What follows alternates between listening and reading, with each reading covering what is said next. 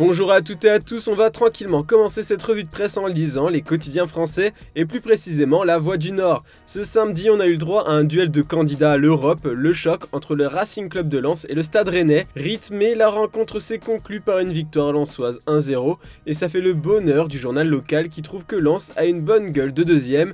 Ils ont chippé cette place à l'OM. Puis l'équipe dédie sa première page au choc de ce soir, le PSG-OL. Malgré l'écart au classement, ça reste une affiche de prestige. Et ce qui interpelle surtout les médias de l'Hexagone ce dimanche, c'est la décision polémique d'Antoine Comboiré. D'après Gaulle, le coach des Canaries aurait écarté Jaouen Adjam après avoir demandé aux joueurs musulmans de ne pas jeûner lors des jours de match. Si beaucoup de joueurs ont accepté, Adjam a dit non. Il n'a donc pas été retenu pour le match contre Reims, lui qui avait pourtant joué avec sa sélection lundi dernier face au Niger. Toujours selon le média, le coach n'apprécie pas que les joueurs musulmans jeûnent en jour de rencontre puisqu'il estime que cela les rend moins performants. Du côté de la presse italienne, la reprise du championnat est célébrée et les journalistes du pays sont heureux d'avoir pu voir des matchs de haut niveau ce samedi, à commencer par Inter-Fiorentina. En manque d'efficacité, les interistes se sont inclinés sur le score de 1-0 alors qu'ils ont eu bon nombre d'occasions de tuer le match. C'est un troisième revers de rang pour les joueurs d'Inzaghi et comme le rapporte la Gazzetta dello Sport, le coach italien est en grand danger et s'est fait huer par les supporters. En plus, l'Inter risque de perdre sa troisième place en cas de victoire de l'AC Milan ce dimanche face au leader napolitain.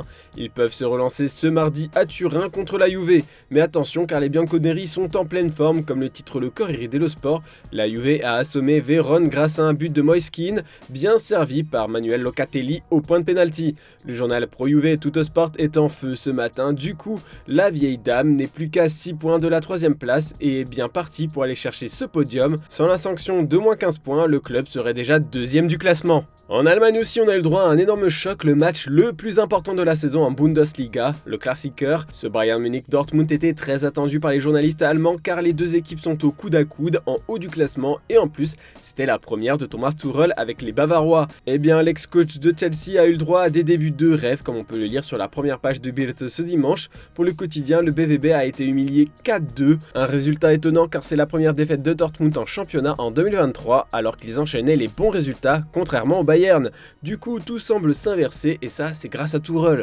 D'ailleurs, le coach a révélé après la rencontre qu'il ne s'attendait pas à être dans les petits papiers du club bavarois. On n'oublie pas les quotidiens espagnols, le Barça a joué hier soir et ça fait bien évidemment les gros titres. Face à une équipe malade d'Elche, le leader du championnat s'est offert les 3 points avec une victoire 4-0. Le plus important pour les journalistes, c'est que des joueurs en manque de confiance comme Ansu Fati ont pu trouver le chemin des filets. Son but, cette mentalité pour Sport, c'est celui d'un champion. Mundo Deportivo met aussi en avant le pur produit de la Masia sur sa première page avec le chiffre 15, soit le nombre de points que le Barça a d'avance sur son dauphin, le Real Madrid. Les Madrilènes jouent cet après-midi contre Valladolid et Vinicius Junior est attendu au tournant par le journal Marca pour continuer à porter le club et mettre la pression sur le Barça. Direction l'Angleterre là-bas, la course au titre est vraiment serrée, 8 points séparent Manchester City d'Arsenal, deux équipes qui performent et marchent sur la première ligue. D'ailleurs ce samedi, les deux formations ont battu leur adversaire du jour 4-1, mais la victoire qui fait le plus la une du pays de sa majesté, c'est celle des Sky Blues qui ont battu les rivaux de Liverpool. Sans Haaland, l'équipe de Guardiola a su trouver les ressources nécessaires pour écraser un gros du championnat, se réjouit le Daily Mirror. De son côté, le Daily Telegraph regrette un événement extra-sportif qui s'est déroulé juste après le choc. Selon le journal, une brique a été lancée sur le bus de Liverpool en direction de Klopp,